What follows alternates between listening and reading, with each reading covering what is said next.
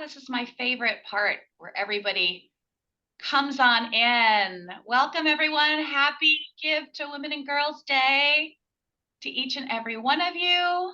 Thrilled to be with you.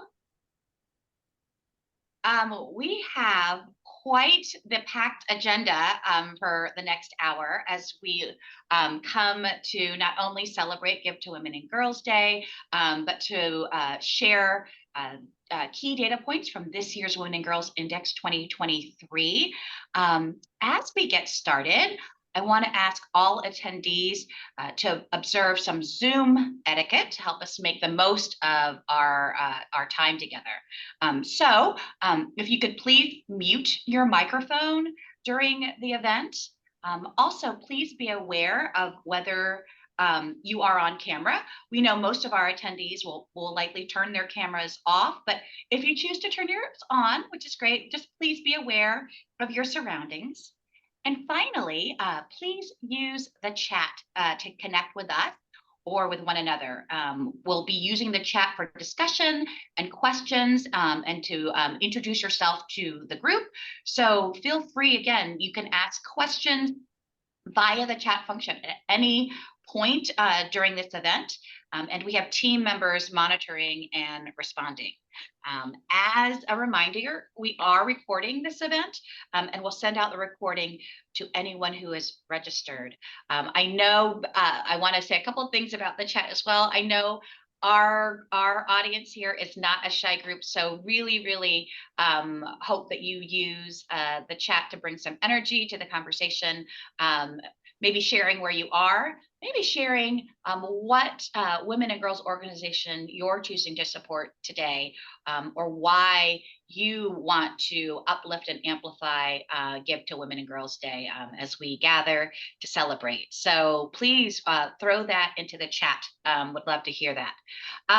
Also, before we get started, I want to start with gratitude, as always, and acknowledge funders who helped us to create and maintain the Women and Girls Index, the Bill and Melinda Gates Foundation.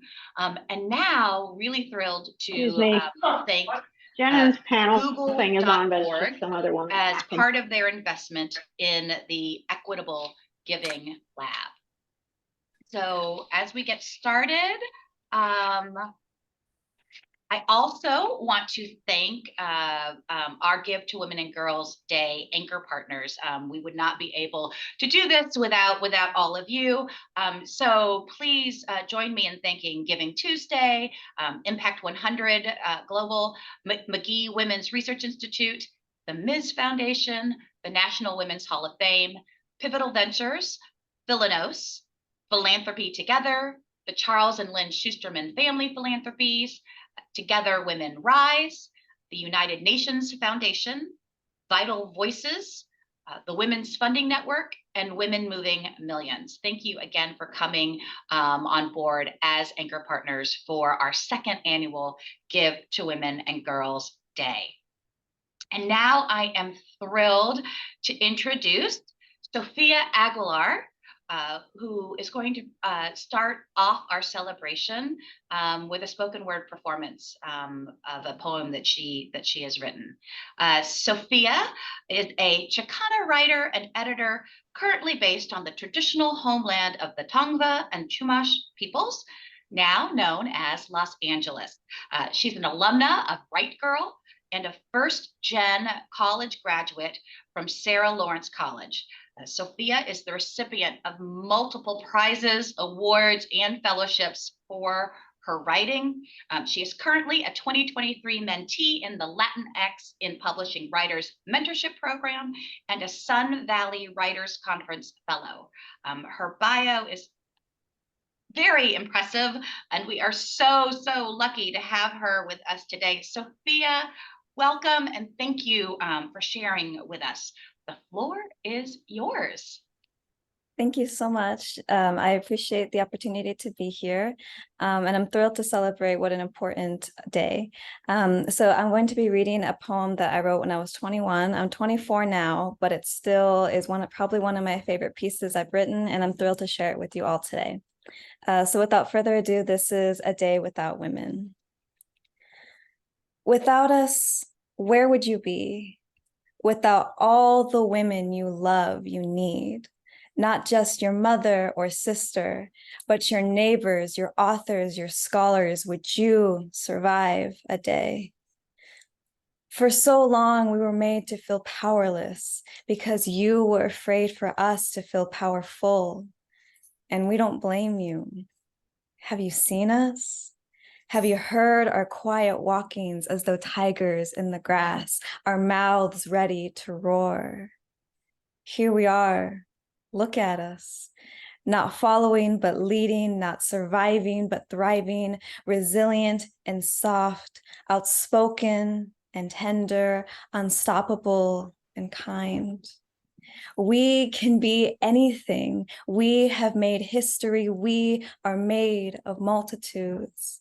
Every size and spirit, color and country, every feeling inside, every expression of life and womanhood. Our voices have always been as loud, our bodies as strong, our hearts the same size as yours. Have you seen us? Have you heard? Are you listening? Thank you. Sofia, have you seen us? You heard. Thank you so much for sharing those beautiful words with us and inspiring us today. I can't think of a better way to launch this conversation that we're going to have today and to celebrate Give to Women and Girls Day. I also want to thank you certainly for setting the tone for our time together, and thank in particular WriteGirl, an acclaimed creative writing and mentoring organization serving more than 700 teens and young adults annually, helping them develop creative writing skills and confidence in the power of their voice. And boy, did we see the results of that investment in Sofia. I see you. I hear you, and I thank you. Thank you so much, Sofia. Truly, truly excited to hear from our panelists today. But first, as we do at the Women's Philanthropy Institute, I want to share briefly about our new research. So not only are we together today to celebrate Give to Women and Girls Day, but it is also the day that we release new data on giving to women's and girls organizations, which is the motivation for creating a Giving Day and bringing on anchor partners to help us amplify the data and the research.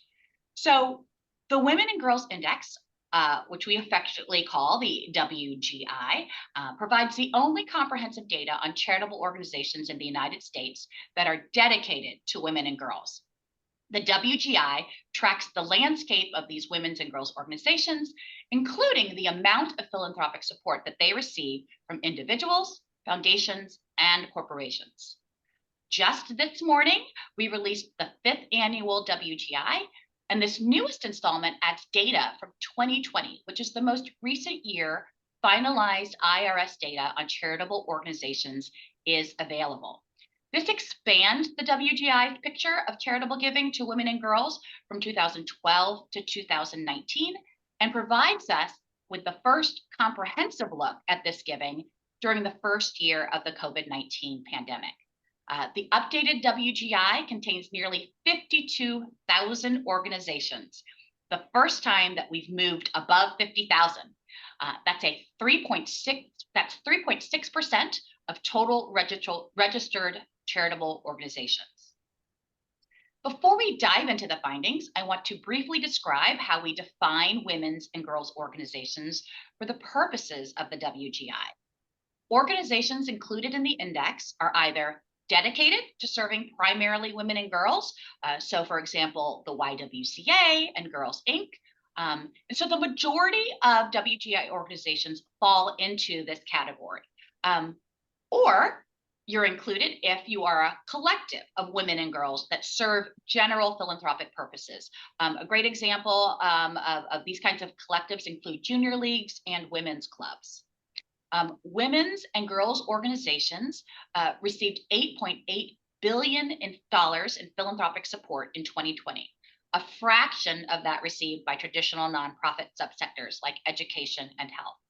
This $8.8 billion made up 1.8% of total charitable giving, a share that has remained relatively unchanged from earlier years.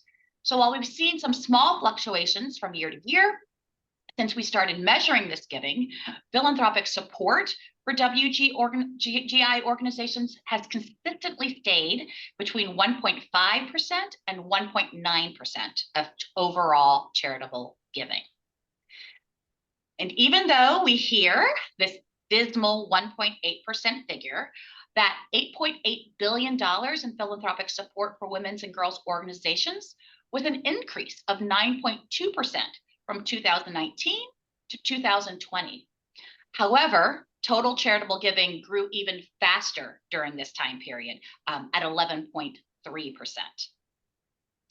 In addition to looking at overall giving to women's and girls organizations, the WGI breaks down further into categories based on mission.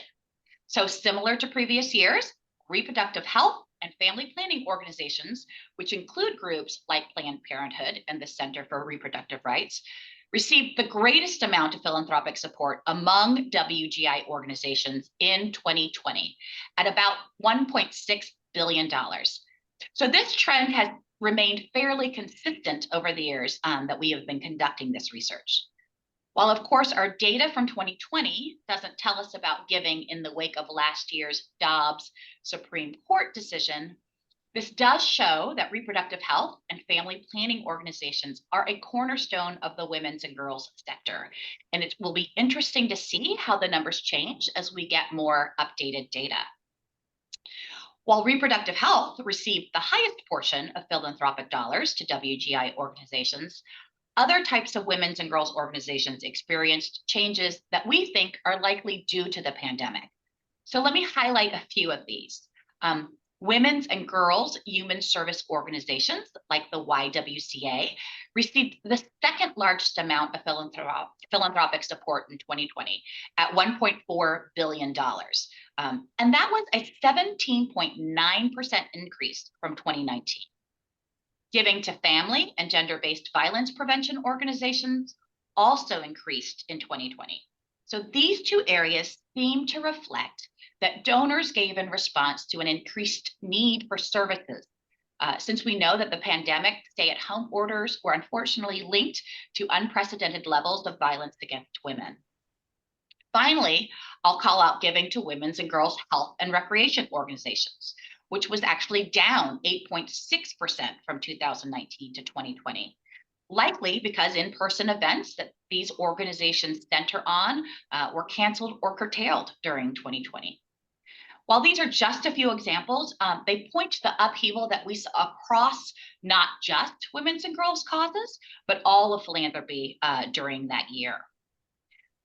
We already saw that even though giving to women's and girls organizations grew from 2019 to 2020, it grew less than overall charitable giving. This trend is particularly evident when we look at another source of income for nonprofits, government grants. We found that although government grants to women's and girls organizations increased about 10% from 2019 to 2020, this actually paled in comparison to the nearly 37% growth that other non-WGI charities saw come from government grants. And while we can't be sure about why that is, we think it may reflect organizational capacity. Our research shows that women's and girls organizations are already doing more with less, especially in terms of funding as well as staff.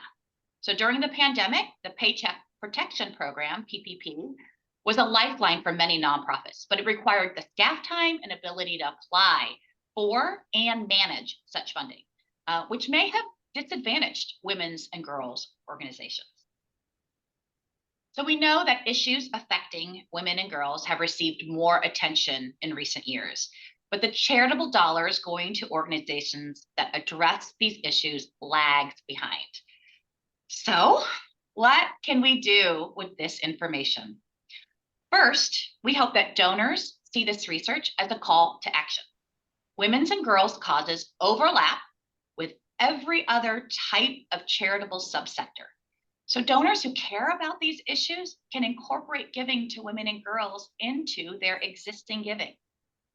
Second, fundraisers and nonprofit leaders can use the Women and Girls Index data as a central part of their case for support. The numbers show that support is needed now more than ever, given the outsized impact that the pandemic had on women and girls. And there's cause for optimism here.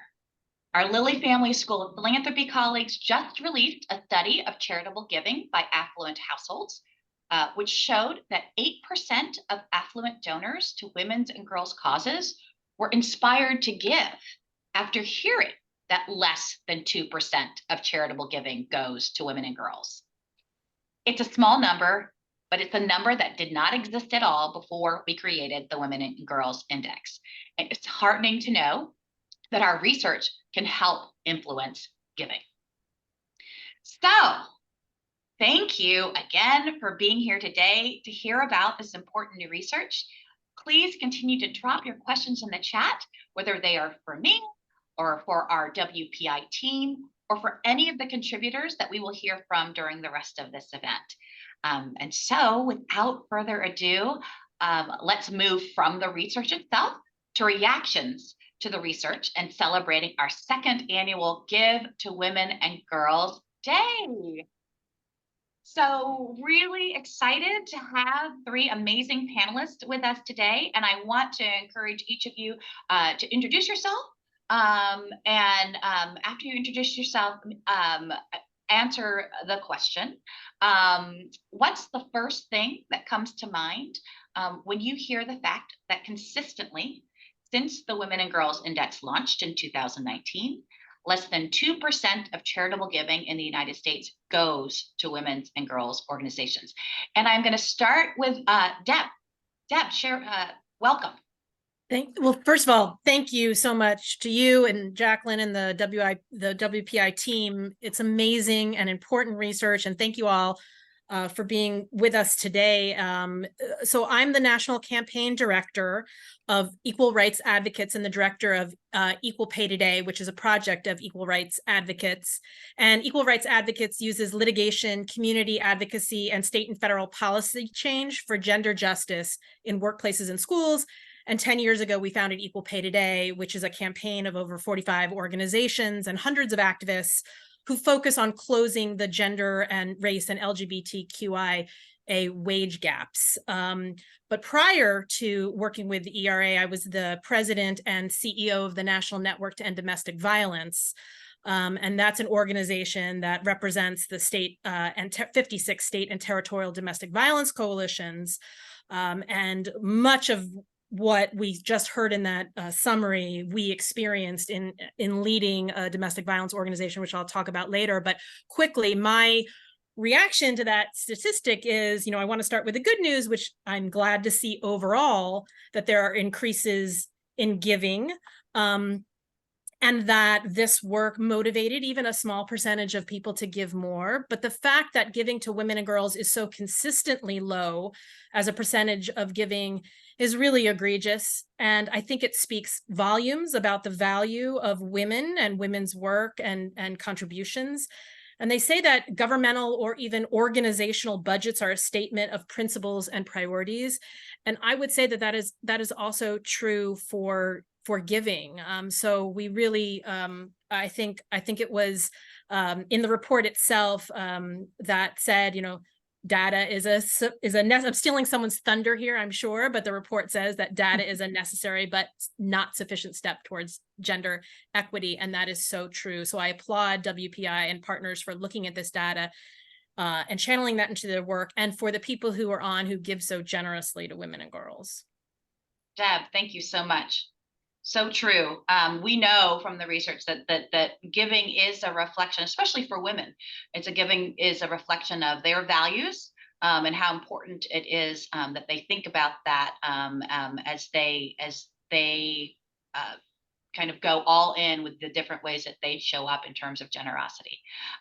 Excited to invite Jennifer Gabriel to the conversation. Jennifer, share with our audience a little bit about who you are, and what comes to mind for you when we look at this data point.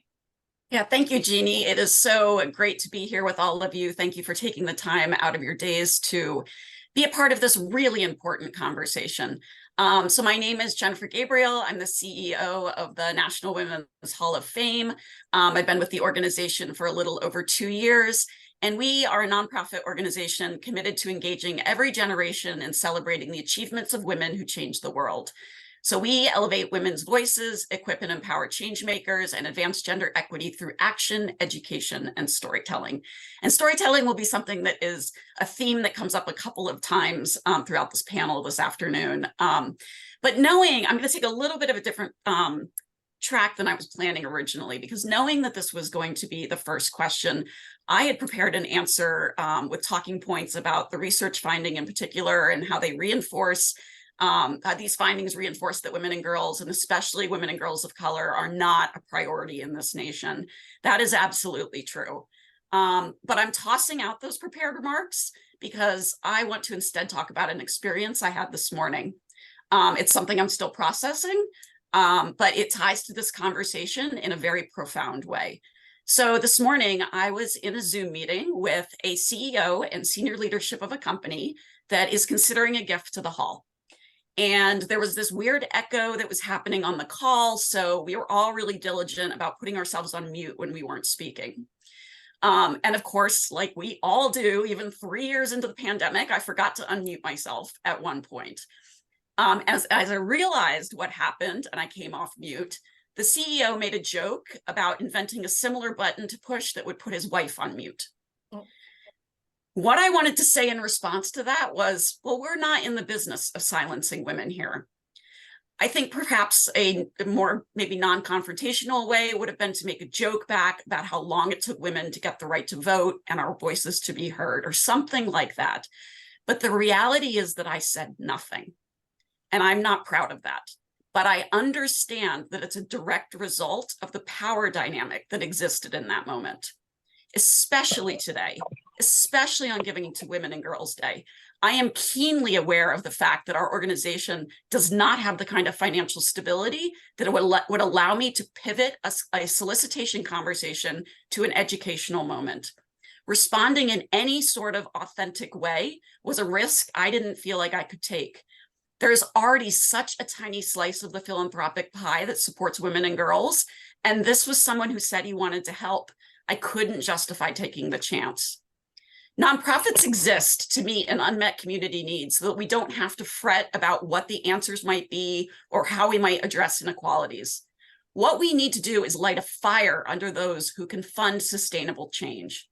That's why amplifying this research and relating it back to our day-to-day experiences as leaders in the women's and girls space is so important. We have to keep showing up and speaking out and not allow our voices to be muted. We must send the message that girls and women matter and are worth investing in. And I'm so grateful for the Women's Philanthropy Institute and opportunities like this for us to come together and talk about this. Wow, Jennifer, the power of storytelling and speaking your truth. So grateful for your vulnerability and for really bringing why this is so important to life in a real way. Thank you for that, Jennifer. And thank you for all you do at the National Women's Hall of Fame and in the work and then your personal passions and work to really amplify and lift up women, even when it's really hard. And I can't think of a better person to kind of bring in than somebody who has dedicated a career and is working for an organization that is about voice and the importance of women's voice. Teresa Younger, welcome to the conversation. Please do take a minute to introduce yourself to our audience and share a little bit about your thoughts about why this continues to be so important.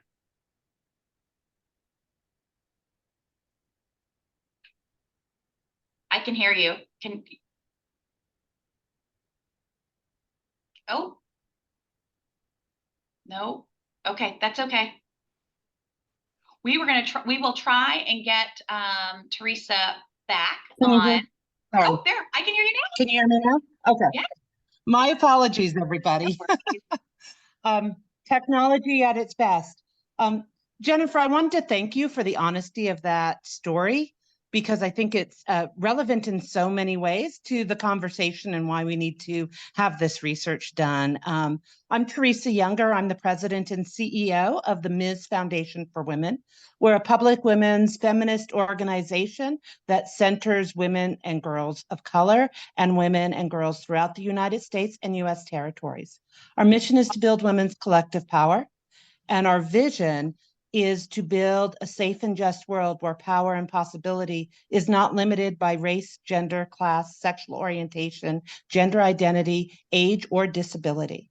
We believe that equity and inclusion are the cornerstones of a true democracy in which the worth and dignity of every person is valued. The reason I give that vision is because that's where we're going, and that's where we're going with the information that we receive in reports like this one. I've been with the Ms. Foundation for about 9.5 years. And so I have seen these numbers and numbers explicit to women and girls of color. And I will tell you, when I see these numbers, I'm not surprised, a little bit disappointed, but not surprised. And a recognition that philanthropy in and of itself has only recognized women as a group to give to for a very short period of time. It's not an excuse, it's just an understanding that women were not even seen. The importance of the poem that kicked us off today was how we are seen and heard, and what that needs to look like is really critical to so many of the conversations that we have and that we are part of. 1.8% is disgusting, but 1.8% is the same in so many of the areas that we're looking at. Less than 0.5% go to women and girls of color, and that is pulled out by a report that the Ms. Foundation released 3 years ago called Pocket Change: How Women and Girls of Color Are Doing More with Less. When I think of this report, I think it is women and girls who have saved democracy in this country, and we need to figure out how we can support them so that they can continue to do the work and not burn themselves out in the process. And so I am super grateful that we have this data point. And when I talk to people about this data point, their back goes up. Most people, regardless of how many of us are on this call, do not know that less than 2% of all philanthropic dollars are going to women and girls. They assume the number is higher. So, one of the things we always talk about is we need to explicitly give money to organizations that support women and girls and gender expansive people so that we can get and reap the rewards and results that we are seeking.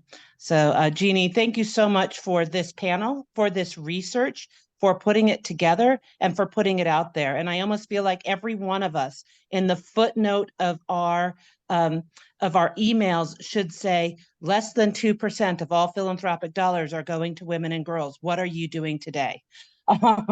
What donation have you made today? I think we all should say it, because we need to make people very aware of how few dollars are moving and what we're striving to do, and how we need to support movement building in this country, as well as all of these other pieces. So I could go on, but I will not, because I'm really passionate about this research, and I'm really grateful to have the Ms. Foundation be in partnership with you, Jeannie, and the work that you're doing, and my colleague speakers on this panel today. Thank you so much, Teresa, for all you do in this space. It's so, so important. And Teresa's already given us a really simple, easy call to action for not just today, but for every day. And that's one of the things that we've talked about with our anchor partners is the ability to create a giving moment, to take a giving moment and create a giving movement.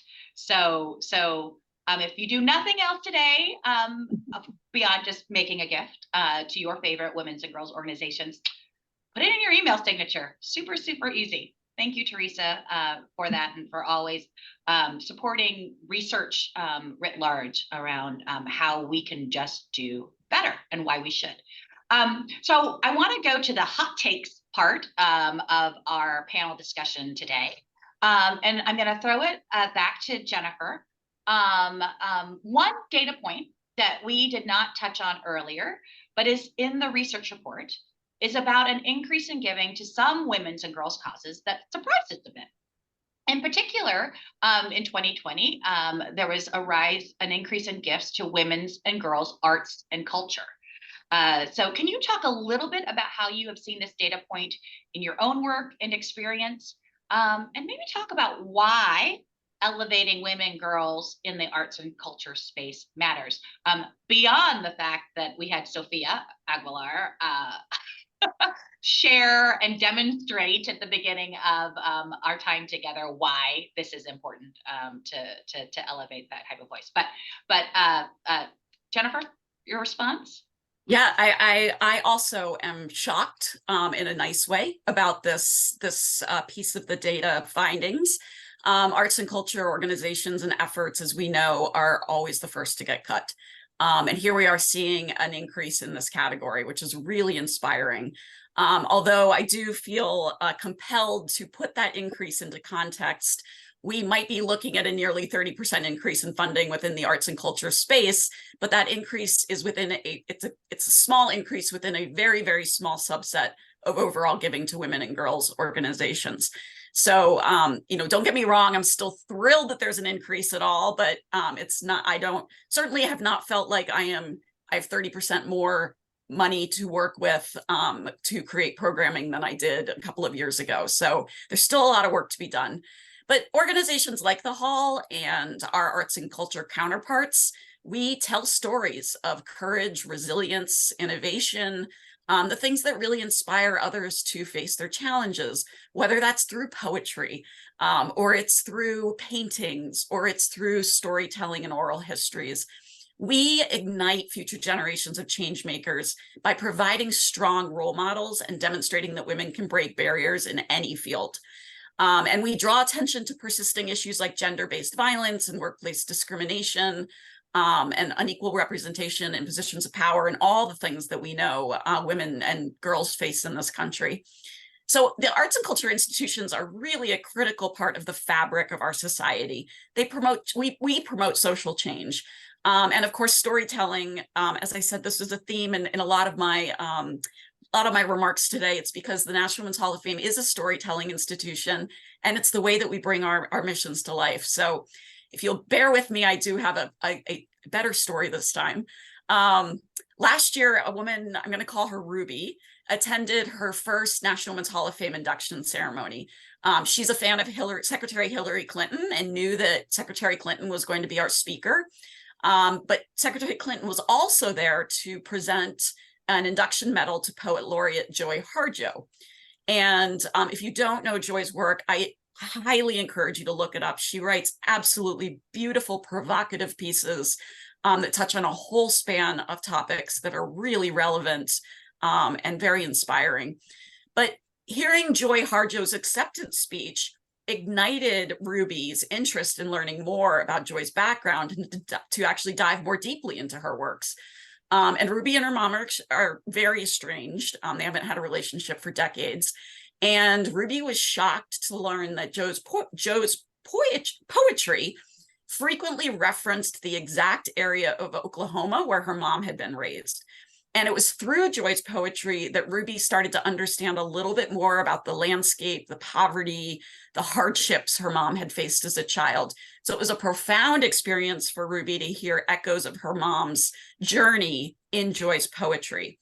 And this story doesn't end with a reunion or a reconciliation between Ruby and her mom, but it does end with a newfound sense of peace and healing that Ruby didn't know was possible. And that's a direct result of her being introduced to Joy Harjo and Joy's, exceptional work. Elevating women's experiences, to get to the second part of your question, Jeannie, is not some kind of exercise in gender inclusivity. It is a fundamental necessity for a more equitable society. During the pandemic, we saw so many new and innovative ways that arts and culture organizations deliver their missions. And it's encouraging to see that this research reinforces that donors are recognizing that too. Oh, thank you, Jennifer. Thank you for that story. And thank you for bringing this work and why this is important to life for us in a very different way. And you're right, this is about elevating the women's experience. For those of you joining us today who were able to join us for the WPI Symposium in March, this past March 2023, we had keynote speaker Rosie Rios, who really put forth the argument of why it is important to be able to actually visually see women represented in these spaces, to your point, to kind of elevate what an important part we play, not only in the history of this country, in major movements, both nationally and international, but without seeing a woman's face or understanding a woman's story, it's not complete. And we will never be able to continue to rise, to be seen, as Sofia so wonderfully set the tone for us. And so that's really important. And thank you for the work that you do.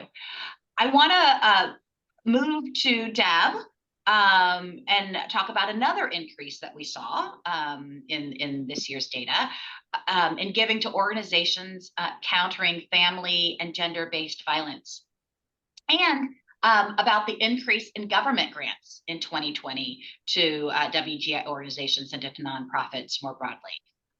Given your experience, both in your current and your previous roles, and the insight that you've already shared with us about how COVID-19 has potentially affected women and girls, in particular, how did you see these organizations connecting with donors and communicating this increased level and these increased levels of need? Deb? Thank you for that question. And it's so interesting in hindsight to see the research bear out what we were experiencing and feeling. And as you noted, the advice to the entire world was to stay at home. But we knew that our communities were not safe at home. And our 56, this is one of the National Network to End Domestic Violence, our 56 state and member coalitions and the 2,000 local programs and shelters who worked in person with survivors every day faced every challenge that you could imagine, not just the lack of funding, but sickness and death, lack of technology, lack of PPE, struggles with social distancing, and more. So we had to create an entirely new messaging campaign that supported a sustained fundraising campaign to stabilize us and bring us strategically through the crisis.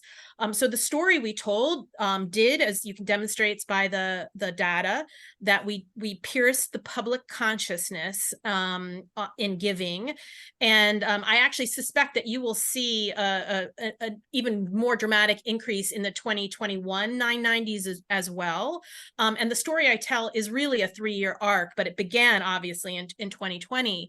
And the federal grants are on an earlier cycle from when you get it. So the federal grants we had in 2020 were mostly from before the pandemic and increased later in the year.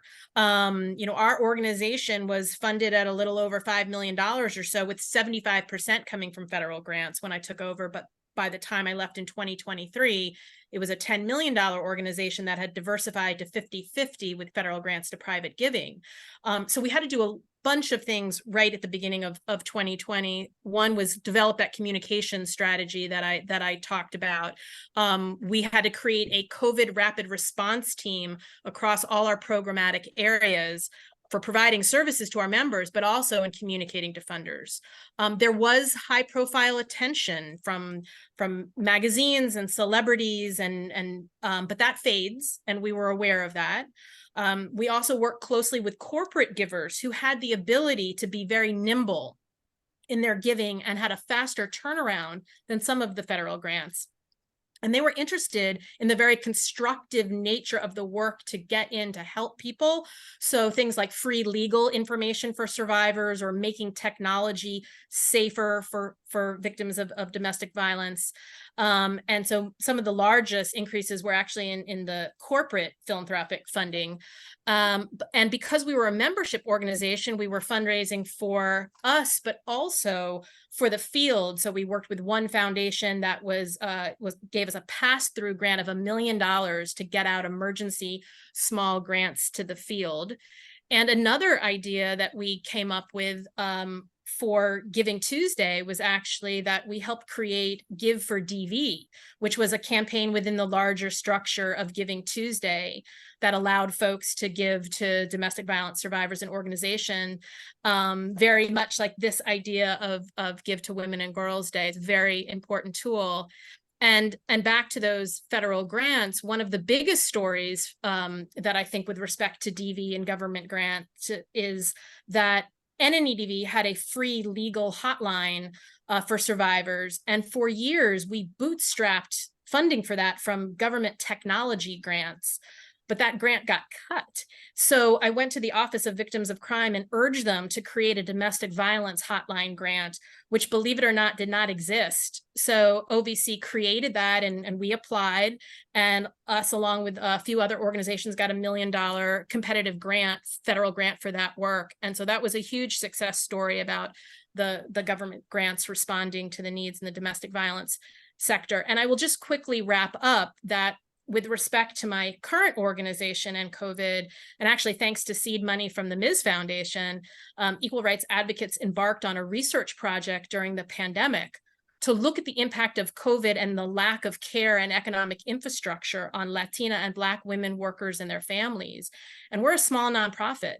That research, which is designed to lead to massive policy change for communities, is and was not possible without philanthropic funding. So we are now trying to follow that cohort and add new locations to see how the care economy has served or failed these communities as we hopefully emerge from COVID. And so, we're certainly in need of funders to continue that important work as well. Thank you, Deb. Thank you for sharing your insights about really what was happening on the ground in real time in 2020 with regards to funding for domestic violence, where the government and corporations, showed up and how they showed up, and then also really helping our audience think through the importance of investing in research.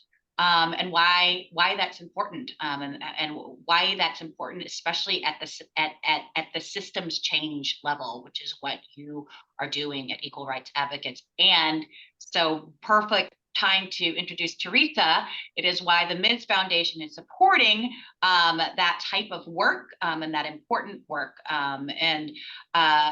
Excited to bring you into this conversation, kind of from a different point of view.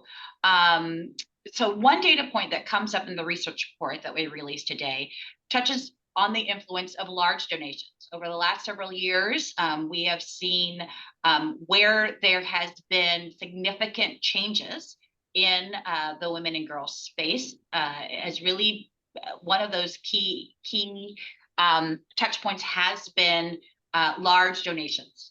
And especially when you think about the relatively small area of giving to women and girls.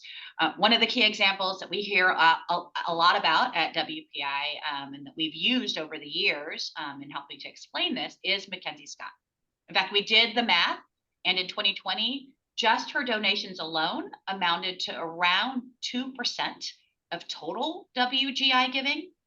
And that's actually probably a low estimate due to the lack of comprehensive data that we have about her giving in that year.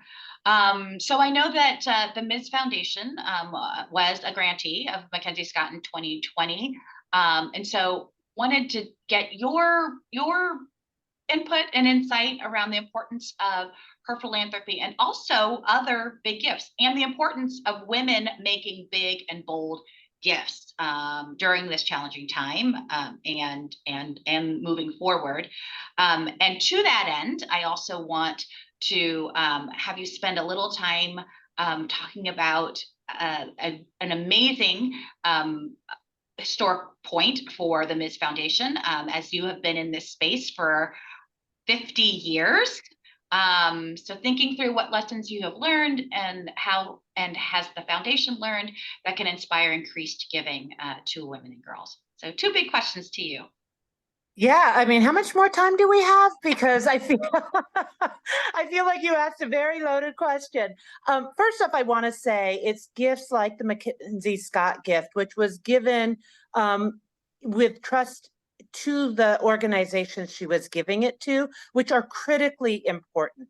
The idea of moving money to organizations based on trust so that we can pay our bills and pay our staff and do the work we want to do, not just project-related grant making. So that's one thing I want to say. And we are grateful for the gifts from people like a Mackenzie Scott, because the fact that she has that money and she is intentional about where she is giving that money, that is outstanding and above bar. And I hope more and more people and women are intentional about where they are giving their dollars. Because one of the things that we know is that women don't necessarily give to other women. And so, you know, what that intention looks like, being able to trust that where you are making your grant is going to go to the field and it's going to go to the leadership and how they feel those dollars need to be raised most successfully.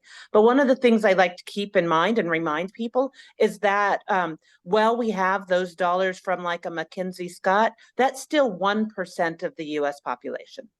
And at the Ms. Foundation and many intermediary and women's funding communities, we're talking about collective giving. And so we need to be thankful for those big gifts. And I'm going to talk about planned giving in a moment. But we also need to recognize that it is about collective and consistent giving that helps stabilize the nonprofit sector. And that's really important because those big gifts come in once and then they don't come in again. And that's really hard for organizations because they don't last forever. And so, you know, that's a really important factor, is that we need to be looking at collective giving, what people are doing on an individual basis year in and year out, so that organizations can be stabilized on the income that's coming in. If anybody out there wants to make gifts to organizations the way Mackenzie Scott did, that is the way you should be looking at it. What does trust-based philanthropy look like? What does moving those dollars look like? The other thing that I would say this year, as part of our 50th anniversary at the Ms. Foundation for Women, we kicked off a campaign, The Future We Deserve, which is to raise $100 million to go to women and girls and to go into supporting us in the long haul. Right now, we have about 150 grantee partners across the country, including WPI and the research that you all are doing. But also, in the past 50 years, we have nearly 1,700 grantee partners, and you know, kicked off, started, funded early on organizations. And it doesn't take the millions and millions of dollars. Sometimes the difference can be $1,000 or $2,500 or $25,000. So we need to keep that in mind. The other thing I would keep in mind is that we need to be thinking of how we can fund the work of women and girls organizations for the long haul, ensuring that they have endowments so that they can draw down on that with consistency when there are drops or peaks in funding sources, whether it's from government, individual contributions, or from philanthropy more broadly, which is really important. As part of our campaign, we actually were able to receive a $50 million gift from a planned gift that was left to us for 20 years ago, that when the person passed away is able to help us to fund more grassroots organizations in the US and US territories. That's the intention of those dollars. And so what I would encourage people is to take this 2% number, remember the 2% number, and figure out how we're going to sustain women and girls organizations in the long haul. If nothing, what we have learned from 2020 to now is if we don't plan for the future will come back and bite us in the butt.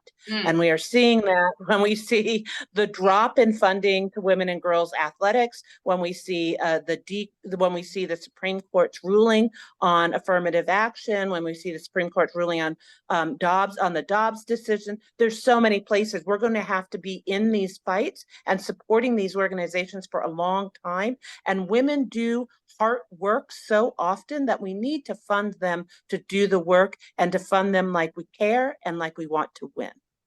Yeah, one of the executive directors I spoke with said, I raise money and I raise money for great programs, but these programs are focused on just teaching women and girls how to survive.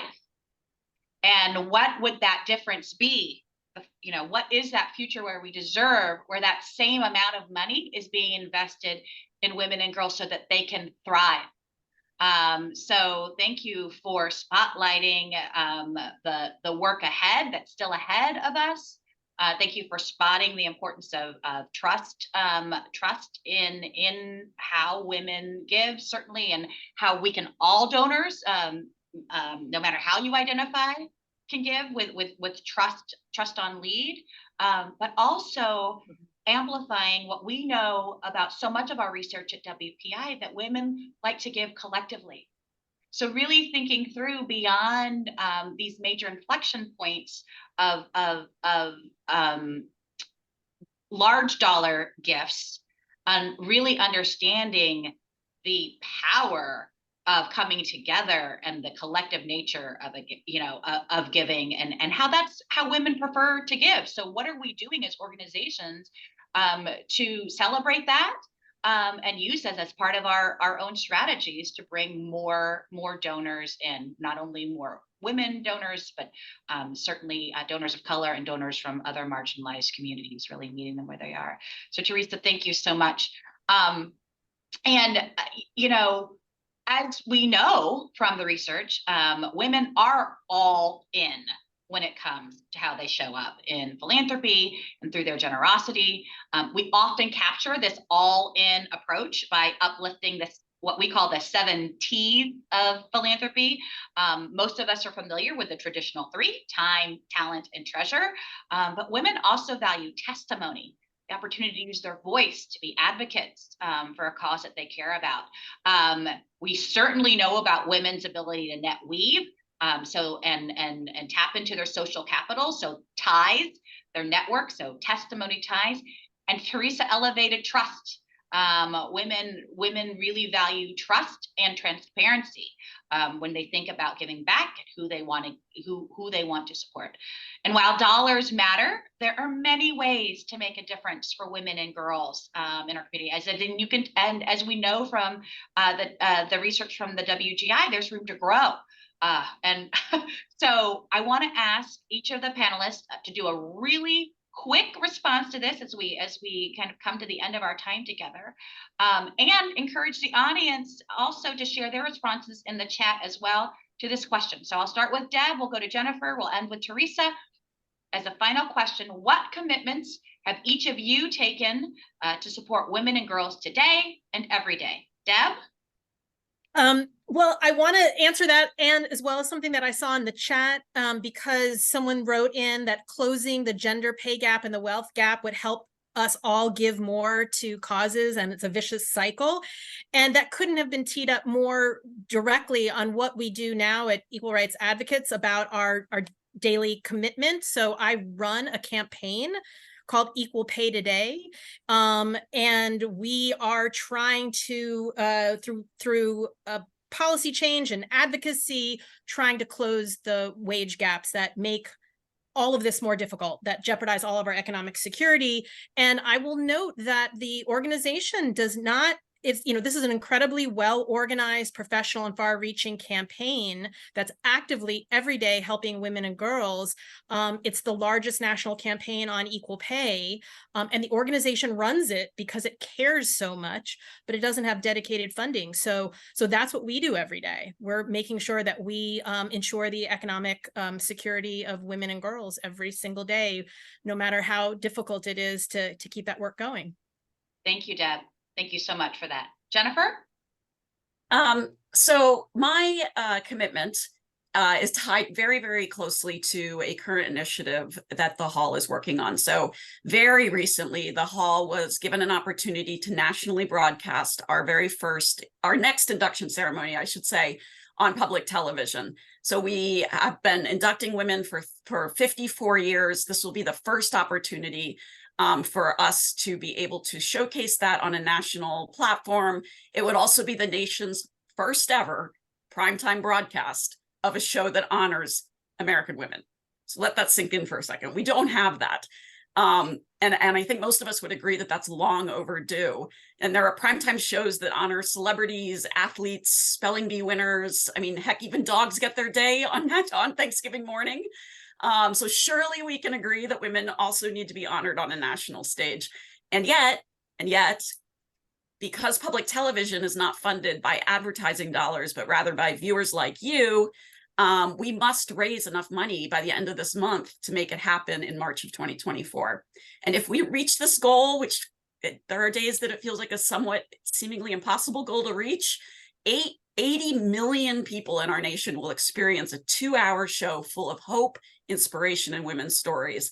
And more than that, it's a night that it can launch programming from coast to coast that many of our organizations can start to think about.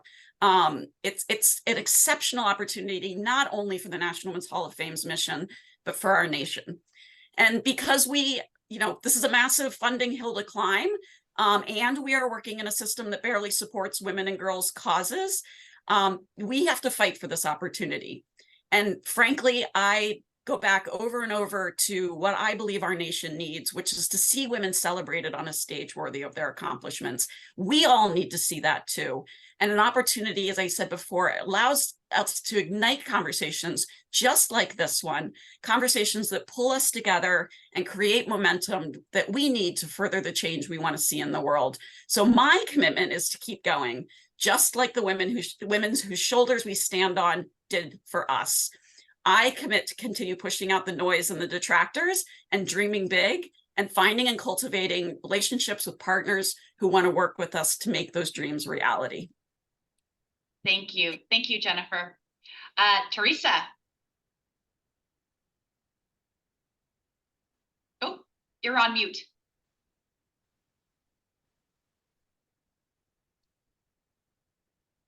Sorry about that. That's Can you hear okay. me? Okay. It brings us back to Jennifer's original story about. I know, right? No, it's wonderful, actually, in some ways.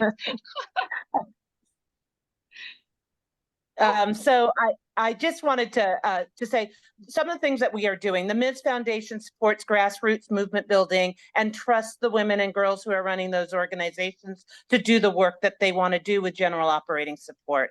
And that is critical and key because that is a core part of democracy building, which is to ensure that nonprofit organizations are doing the work. We are also challenging philanthropy to do their work better.